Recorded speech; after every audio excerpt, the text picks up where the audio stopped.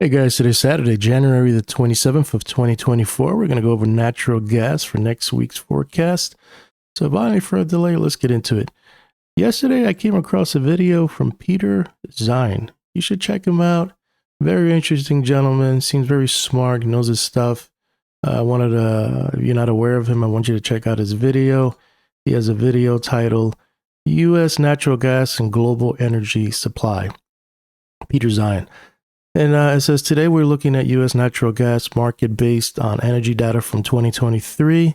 The U.S. natural gas market has remarkably stable in 2023. So being the world's largest producer and exporter of natural gas has its perks. He talks about a lot of things in there. It's only like 10 minutes long. I recommend you to listen to it. Check it out. I don't know this gentleman, but I'm starting to follow him, just kind of get his ideas and his thoughts and what he's thinking. And I figured you guys should check it out. Let me know your thoughts after checking out the videos in the comments below. Okay, we're going to start out with a seasonality, commercial, large speculators, a VC. As you can see, we never took out the October 9th low with that 33,460. We stalled around 39 and commercial started buying. Same applies for large speculators. They never took out minus 56.59. And the high was 56,508, and now they pulled back. So now large speculators are unwinding their long positions, and commercial now are buying.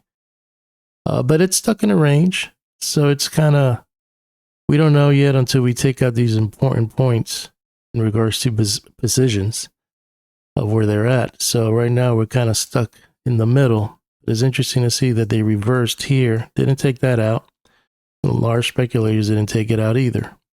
So it's stuck in a range. So we got to see next week if they're going to go up here and test this. And if they're going to push up, meaning maybe natural gas is going to continue going lower or kind of reverse. And then it goes up and then they're going back down and maybe take out that this low right here. No vice versa for large speculators. Okay, so here's the seasonality chart. As you can see, this is where we're at right now. Low on January 22nd. Got this pop going sideways. We had our 5-year average seasonality chart. You can see that right here around January 30th all the way to February 1st. It gets very toppy. And then it pulls in into February 8th all the way to February 12th. So it's interesting to see. We're at a crossroads where it's like it's either going to go higher or it's going to push lower into February. We put our 10-year average. You can see that it peaks around the 29th. So that's a 10-year average. That's somewhere you want to keep an eye on price action on natural gas. And then it kind of, on average, finds a, swing low around February the 12th. We had our 15-year. You can see that we just kind of go sideways. But somewhere around January 30th, it starts going down.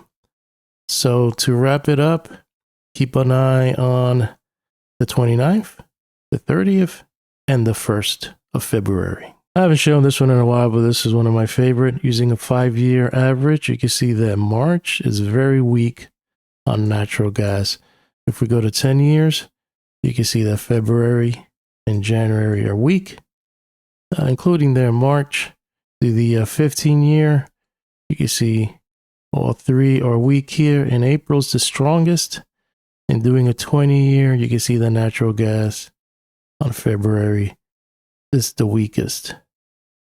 Right in there with January. So this is my Elliott wave count, and you can see that we, on the ellipse, let's see how that played out. It was between the 22nd and the 23rd, and you can see on closes, we have been moving upward. So it played out pretty good. What direction we didn't know, but it looks like, it was oversold, that it was going to probably do a little reversal and get a nice pop. So the volatility did play out and got a strong move to the upside. Now you see some new ones here. So now the ellipse technique is from here. So this swing low to the swing high. And it got 2 there, and it's indicating between the 25th and the 26th, which was Thursday and Friday, volatility is going to increase. What direction? Looks like it wants to go higher. And also we got to include Monday, just in case, things Could get a while too, but it's normally towards the end. So that's the ellipse technique. This green projection line is seasonality. So this is projecting possible a turning point around the 31st.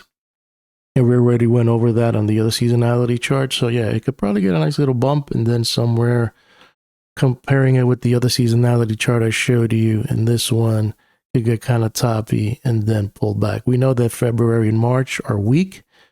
So these are the things you want to keep on back of your mind. Stokes has a nice little crossover. And you know, that's pretty much it in regards to this chart. It's pretty much an ABC pattern. We don't know what's coming up yet, but the program will figure it out. Okay, so we are at another chart I'm looking at, and you can see that the Gann advanced swings are pointing down. They're telling you be cautious going long. However, the Dewey cycles on average, which is the white one, peak somewhere around February 1st, which is Thursday. And the delta hits a turning point on the 26th, which was yesterday. The yellow line is a mirror cycle, just peaked on Friday. This mirror cycle goes down. Another mirror cycle from a different swing point peaks on Friday, we just passed, and it goes down. So be cautious Monday, because I'm conflicted here. I'm leaning bullish, but then I'm leaning bearish. I got other cycles I watch that are pointing up, but then I got seasonality and stuff like this that I'm watching that are pointing down. So I'm like in between a crossroad. Should I be bullish next week? Should I be bearish? So I'm just going to be watching price action, but I'm very conflicted right now because it's hard. It's really hard now to decide where this thing is really going to go. Which one is going to, which one is the one that's going to play out. But I like doing these videos because this is, muscle memory for me, building my memory. And building, just pretty much learning and testing these things and just kind of see what would play out in these scenarios. And it's very interesting how this is going to be playing out. But I wanted to give you an update on this. So let's see what next week, is going to bring us. Here's something for you here. Let's see if I get my cross here.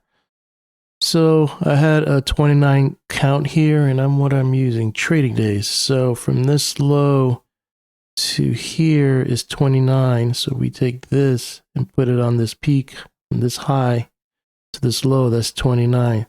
So could there be a turning point coming here to the upside? Very interesting. So these are counts that I'm watching. That's 29, and we just hit it, and it looks like it wants to break out going higher. So keep an eye on that. But then you got seasonality that's going to turn. So you see those other things, that you gotta. It's going to happen when you're trading. You're going to get two things that are opposites, that are conflicting. So there's like a pros, and then you see some that are cons. You see stuff that's like very bullish, but then you see some stuff that's like very bearish. So that's what I always say in my videos. Price is king. It's going to follow one or the other, or it's just going to go sideways and not do anything. But nonetheless, it's going to do what it's going to do. And that's what we're trying to figure out and follow these patterns. And I know it could be overwhelming. There's a lot. I mean, I watch a lot of stuff. Is it, what they call it? What is it called? Analysis paralysis. It could be. But I feel like this always helps me because I kind of get the big picture and I could decipher within the data and then decide what I'm really going to do. Looking at the pros and cons of going bullish, looking at the pros and cons of going bearish.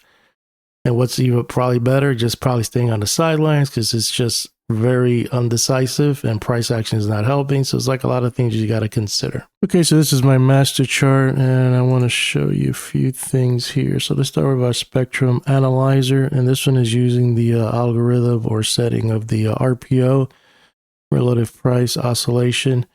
And you can see that it gets toppy here and they bottom out between February and one in March. This is a planetary cycle that I'm using, and this one is interesting. This one is ignoring the seasonality. So this one is projecting higher price action into March.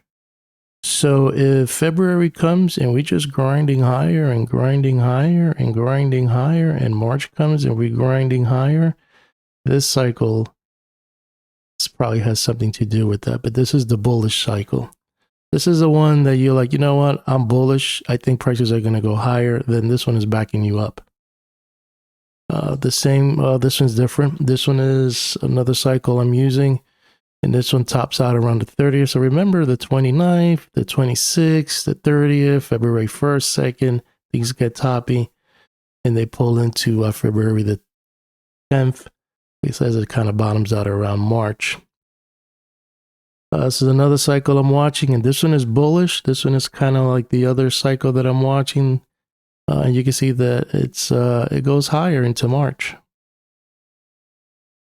And this is an annual cycle, so it's yellow. It's pretty much the sun, how I will look at it. And this one gets toppy on the 27th, so Monday around there, and it pulls into February the 10th. Neural net. So I'm using the computer to see, if there's any edge here. And the computer is either forecasting that it's going to go lower into February the 19th, or there's going to be a turning point on February the 19th. So if prices go higher, and we get to February 19th, watch out. Like maybe, double fail new high or double top. Or if it continues pushing lower, it could be a possible turning point. So I look at this neural net both ways, either timing, turning points, or directional. And I got 2 more to go, and then I'll be done with the master chart. So the Bradley model says something around the 27th. So that could probably lead into Monday, which is the 29th coming up. There's a couple of here, but I think the important one will probably be the 25th around here, ending there. And lastly, I use the Fourier analysis. There's a crossover on the February 9th. These are kind of further away, the 15th, but I figure I'll let you know because it's on my radar. And we're entering a crossover on this week. The 30th. This one's kind of hard because there's not really something like this. This one's kind of like hugging the line a little bit. So it's a little harder. But definitely this one is obvious, which is the February 3rd. So remember February 1st, 2nd, 3rd. That's a Saturday, so it could be a Friday or a Monday. So if prices continue going higher, maybe around there, it could snap back and pull down. It'll be a turning point. So we got to keep an eye on that one. So this is the last clip here. Let's look at the statistical calendar. I didn't get to write all this stuff, but I wanted to give you a good heads up before we close this video. So Monday's bullish, Tuesday's bearish, Wednesday's bearish, Thursday's very bearish, and then Friday's bullish. Interesting. So that is the statistical calendar. I'll get to write this more and update it and maybe do another video so you kind of see the numbers and all that. But this is what I looked at. So Monday up, Tuesday, Wednesday down, Thursday very down, big down day to the downside, and then Friday bullish, very bullish. So these are the 2 biggest days in regards to the direction. Let's look at the market profile. We are above 259 to 262, so that is good. Looking at, and that's the weekly. Looking at our daily, we are above 257. We close somewhere around 271. Below the, maybe, let me see. No, ignore that. Because I got to get that April 14th. If it's not showing this anchored VWAP, it's not going to work out. Let's go to simple glance chart. Chopping on the MACD. Volume was very light. The bulls didn't really show up. Not above the average. At least the bears got close last week. But very weak volume. And on the daily, we just got a PPS buy signal, which is interesting, on the 26th. So typically you wait for it to pull back, then buy on a dip, and then you're betting that the trend is going to continue higher. The problem is you're in the cloud. This is where it gets very volatile. very wild price action. And you know, we're entering February, and this is the last week, and seasonality, you know, gets weaker. So there's a lot of things. And I showed you positive cycles too on the master chart. And you can see that the MACD is positive now. Volume very light.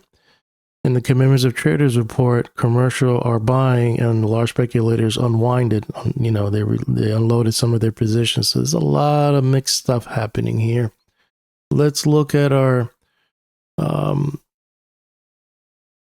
midpoint chart, and you can see that, wow, look how wild today, what is it? The 26th was, and there's a change of contract coming up. So we'll see how Monday's going to be very wild. I don't know where this is going to be, a gap up, gap down. I mean, this is it, crunch time, where the forecast is going to be happening, what's going to play out, what's going to win. So we'll see. We shall see. Let's see. I mean, look how wild this move was. Well, we're above the midpoint on the monthly, and we had 271, but we got to see where this contract, where we're going to open up on Monday. It's very hard, man. Very hard. Let's look at the weekly and see what we could gauge there. You're above the 259. As long as you can stay above 259, you got a fighting chance to test that 288. And targets to the upside would be 302 and 317. And if it's going to push lower, you got to take out 231. Targets to the downside for the whole week will be 216 and 202. And looking at the statistical calendar, Monday could get a pop. Maybe could test that 288. But Tuesday, Wednesday, and Thursday are ugly to the downside. Yeah, so those are the targets for the week. And then Monday, just for Monday only, you got to stay above 261. But it all depends where we're going to open. It was going to push higher, 288. That's the high we just did, 290 and 299. This is that high that we just put on 288. Targets to the downside for Monday only would be 242, 233, and 223. I am going to sign out. I gave you a lot of information to digest. To wrap it up, it's going to be an interesting week. This whole week is going to be interesting. I got a lot of evidence that we could be going down, and I got a few evidence, and I showed them to you, cycles that we could probably be going up, but it's going to be grinding, fighting, and you know the weather maybe is not helping us. Things are kind of getting warmer, or are getting warmer. I think supply is building up, so. And I'll leave it up to you, and you can check out Peter's video. I'm going to leave the link in the description. Tell me your thoughts. Tell me what you think. What do you think this week? Are we going up, going sideways, going lower? Are you a bull? Are you a bear? I'm kind of slightly leaning lower, but I got cycles that are telling me, and these are Gann techniques, that, you know, it could probably reverse and surprise all you guys and go up and ignore the seasonality. So that's where I'm kind of like leaning to see what this, you know, where we're going to open up and what's going to be the price action for this week coming up. I'm going to sign out. Hopefully you like this video, and I'll keep you posted on my thoughts on natural gas.